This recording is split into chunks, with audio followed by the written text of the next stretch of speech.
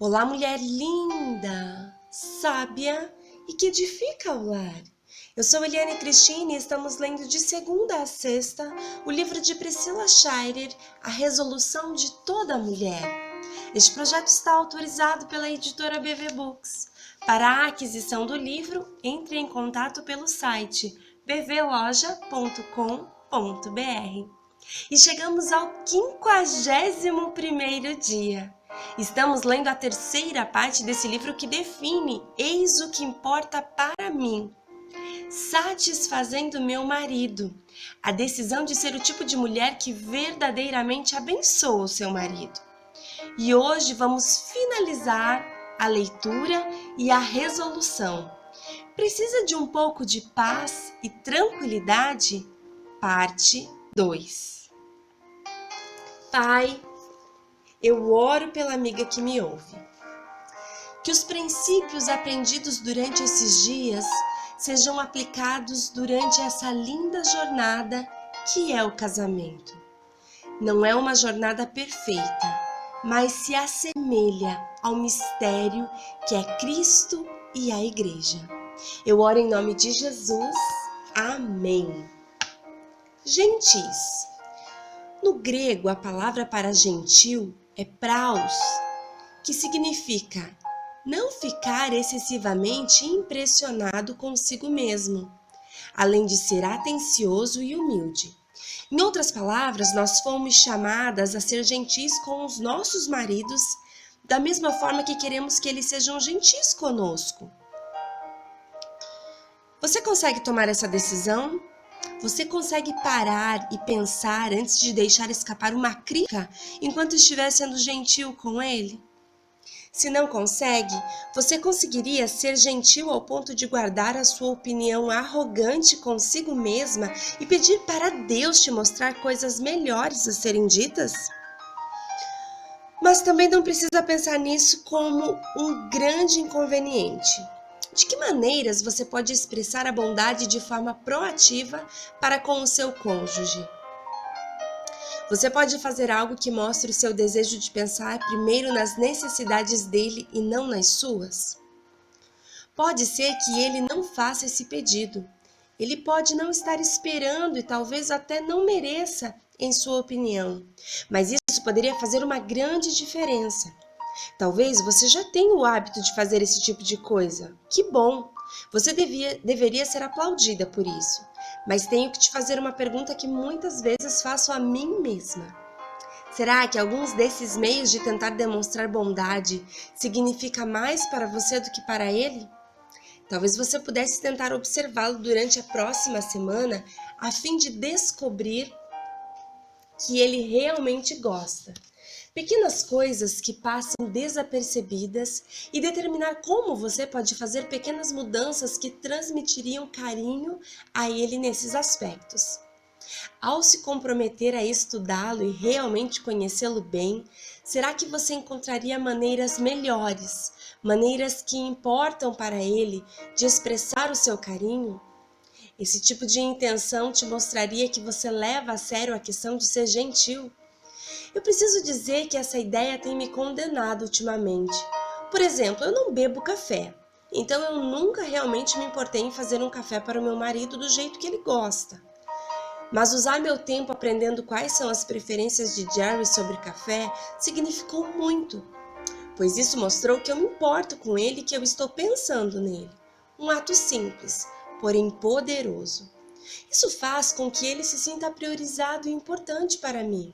E o resultado desse sentimento acaba trazendo benefícios para nós e para o nosso casamento. Outro exemplo vem do fato de saber que seu marido se sente confiante quando você se apraze a ter intimidade com ele.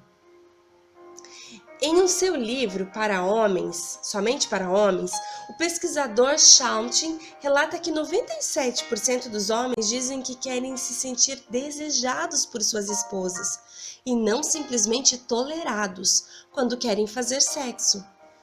Muitos provavelmente, o seu marido é como esses homens. Uma mulher proativa que dá o primeiro passo na intimidade no quarto faz seu marido se sentir amado, respeitado, admirado e confiante.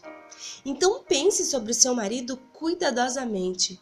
Como você pode comunicar o seu carinho a ele de forma proativa? Acalme-se. Mais uma vez, obviamente, essa palavra vem do grego, exichóis. E para o meu encanto, isso não significa ficar em silêncio, sem nunca articular uma palavra ou sem dar qualquer opinião. Isso significa ser bem organizada e levar uma vida pacífica e discreta, aliviando assim a tarefa daquele que detém a autoridade. Essa última parte é o que realmente faz a diferença em casa, aliviar a carga do seu marido. Se canalizarmos os nossos comportamentos e reações de esposa por esse filtro bíblico, nós ficaremos intencionalmente mais comedidas e cautelosas.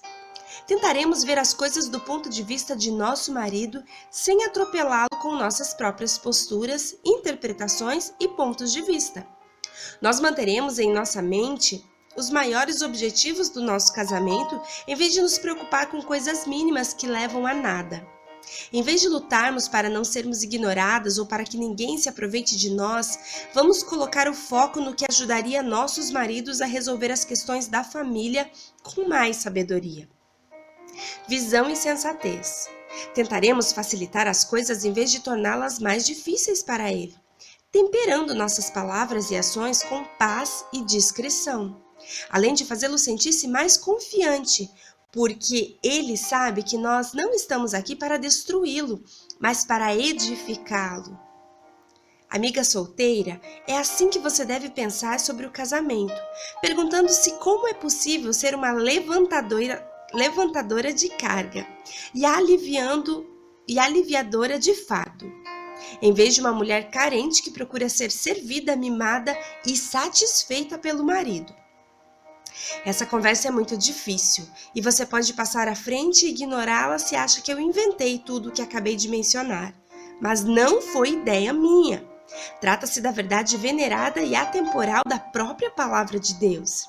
E vale a pena, porque no fim essas duas palavras poderosas, manso e tranquilo, juntam-se para formar algo que nos mantém atraentes para os nossos maridos ainda há muito tempo depois de nossa aparência externa perder seu resplendor. Pedro chama de incorruptível trajo, em oposição ao odor no que é exterior. E é algo que deixará seu marido fascinado e interessado pelos anos que virão. Minha mãe costumava me falar sobre isso, esse ministério feminino, antes mesmo de eu ter verdadeiro apreço por ele. Eu não conseguia entender como uma mulher poderia manter qualquer tipo de atração por um homem com quem tivesse vivido por tanto tempo, compartilhando os altos e baixos do cotidiano. Mas ela sabia de algo que eu estou apenas começando a aprender. O que é realmente atraente para um marido de 10, 20, 30, 40, 50 anos é o incorruptível trajo de um espírito manso e tranquilo. Esse é o tesouro profundo que mantém acesa a chama da curiosidade e da paixão. A verdade é que precisamos de muito mais do que beleza física para continuarmos bonitas ao longo dos anos. Segundo Pedro, esse estilo de vida tem poder suficiente para transformar o destino eterno de um marido e para fazê-lo conhecer a Cristo, sem que tenhamos de dizer uma palavra, apenas deixando-o observar a maneira como agimos.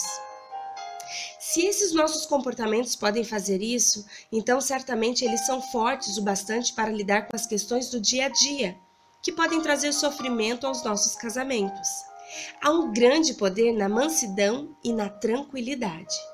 Assim, apesar da minha crença original, esta não é uma sugestão antiquada